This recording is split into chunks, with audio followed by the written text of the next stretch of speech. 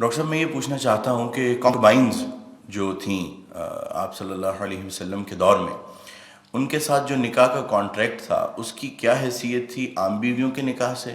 مختلف کیا تھا اس میں؟ اور ان بطور بیوی ان کی حیثیت کیسی تھی، اور ان کے ساتھ کس طرح کا معاملہ کیا جاتا تھا، اور بعد میں وراثت میں ان کا کیسا حصہ تھا؟ نیز یہ کہ کیا آج ان کی کوئی شکل معاشرے میں، کسی بھی معاشرے میں کیا باقی ہے یا اس کی کوئی اجازت ہے؟ دوسرا ڈاکٹر صاحب یہ کہ اگر اس کو ایلیبریٹ آپ کر دیں تو ساتھ یہ بھی بتا دیجیے گا کہ سورہ نساء کی جو آیات ہیں، آیت نمبر 4 اور 24 جس میں وما ملکت ایمانکم ان کے بارے میں آیا ہے، ان کو زیادہ ایلیبریٹ کرنے کے لیے کون سی تفسیر بہترین ہے جس کو پڑھا جا سکتا ہے، اگر آپ کو اس وقت آپ ریکال کر سکیں؟ جزاک اللہ۔ پہلے تو اپنی بات میں ایک تصحیح کر لیجئے، باندیوں کے ساتھ یا لونڈیوں کے ساتھ یا کانکوبائنز کے ساتھ کوئی نکاح نہیں ہوتا تھا۔ منکوحہ وہ بیویاں کہلاتی تھیں اور یہ باندیاں کہلاتی تھیں، یہ ملکیت ہوتی تھی۔ بیوی ملکیت نہیں ہوتی، بیوی تو ایک سوشل کانٹریکٹ کے تحت آپ کے ساتھ آتی ہے، زندگی گزارتی ہے، اس کی مرضی کے بغیر اس کا نکاح نہیں ہو سکتا، اس کی اجازت سے نکاح ہوا ہے، اور بیوی جو ہے اس کو یہ حق بھی حاصل ہے کہ وہ کبھی چاہے تو آپ سے سپریشن جو ہے وہ حاصل کر لے۔ لیکن یہ جو ملکیت کا تصور ہے اس میں یہ چیزیں نہیں ہیں، نہ اس میں نکاح ہے، نہ اس میں کوئی وراثت کا حصہ ہے، بلکہ وہ تو خود وراثت میں منتقل ہو جائیں گی۔ اگر کوئی شخص جو ہے اس کے کچھ باندیاں تھیں تو اس کے انتقال کے بعد وہ اس کی ملکیت ان کی جو ہے جیسے اور پراپرٹی جو ہے وہ منتقل ہوگی، اولاد کیسے ہو جائے گی۔ تو پہلی بات تو یہ چاہے اچھی لگے چاہے بری، لیکن آپ اس کو سمجھ لیجئے ایز سچ کے جیسے وہ تھا معاملہ۔ ہمیں اس کے اندر جو ہے وہ کچھ اس کو پہلے ٹیبل بنانے کے لیے اور اس کو جو ہے اس کے اندر کوئی ترمیم نہیں کرنی چاہیے۔ سٹیٹس جو ہے باندی کا، کانکوبائنز کا، وہ یہ ہے جو میں نے آپ کے سامنے رکھا۔ اچھا، اصل مسئلہ یہ آتا ہے کہ آیا آج بھی ایسا کوئی معاملہ ہے؟ آج ایسا کوئی معاملہ موجود نہیں ہے، اور یہ لونڈیاں ہوتی تھیں حضور کے زمانے میں صرف وہ جو میدان جنگ میں مال غنیمت کے طور پر آتی تھی۔ آپ ایک جنگ ہوئی ہے، فرض کیجئے جنگ بدر ہوئی ہے، جنگ بدر میں اب جب کہ کفار کو شکست ہو گئی ہے تو آپ کو معلوم ہے ان کے جو اونٹ تھے وہ 900 اونٹ لے کر آئے ہوئے تھے، وہ سارے تو ابھی کھائے نہیں گئے تھے، اب وہ گویا کہ وہاں پر مال غنیمت ہے۔ ان کے گھوڑے اگر وہ بچے ہوئے تو مال غنیمت ہے۔ وہ جو آدمی بھاگتا وہ اپنا اسلحہ بھی پھینکتا جاتا ہے تاکہ بھاگے اور جان بچائے، یہ سب کیا ہے؟ مال غنیمت ہے۔ ایسے ہی اگر وہاں کوئی عورتیں بھی آئی ہوں، میرے علم میں نہیں ہے کہ بدر میں آئیں یا نہیں آئیں، احد میں تو آئیں، لیکن بدر کے بارے میں مجھے یقین کے ساتھ معلوم نہیں ہے، لیکن اگر عورتیں بھی آئی ہوں تو وہ باندیاں ہوں گی، وہ تقسیم ہو جائیں گی۔ یہ جو اصل غلام کا اور باندی کا تصور ہے اسلام میں، یہ پی او ڈبلیو کا حل ہے، prisoners of war, what to do with them۔ یا تو اب آپ جو ہے بڑے بڑے جو ہے کنسنٹریشن کیمپس قائم کر دیجئے، ان میں پڑے سڑ رہے ہیں، وہ سب کے سب جو ہے کنسنٹریشن کیمپس کے اندر ہوتے، اب وہاں پر ان کا کیا معاملہ ہے؟ تو ان کے لیے اگر وہ مرد ہیں ان کے لیے ان کی کوئی جنسی تسکین کا کوئی سامان نہیں، اگر عورتیں ہیں ان کی جنسی تسکین کا تقاضے کا کوئی سامان نہیں۔ ہاں، کھانے پینے کو تو ظاہر بات ہے کچھ نہ کچھ راشن واشن جو ہے وہ تو جو بھی دنیا میں پی او ڈبلیوز کا معاملہ ہوتا ہے کھانے پینے کو دیا جاتا ہے۔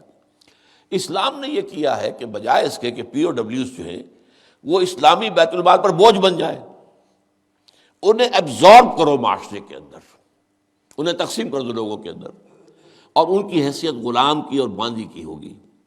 انہیں آپ کو کھلائیں بھی وہ، حضور فرماتے ہیں جو خود کھاتے ہیں وہ کھلائیں، جو خود پہنتے ہو وہ پہناؤ، اچھے سے اچھا سلوک کرو۔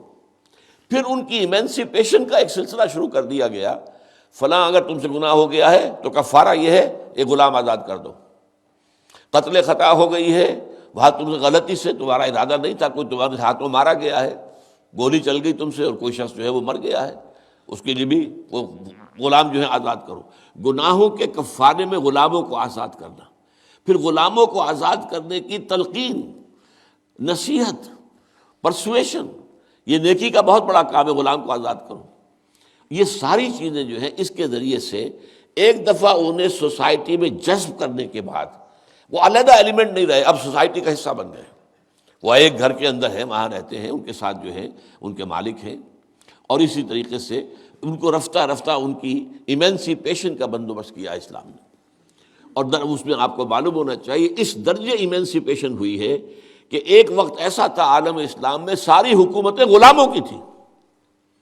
مڈل ایسٹ میں ممالک کی حکومت، مملوک کہتے ہیں اس کو کہ جو کسی کی ملکیت ہے، غلام ہے.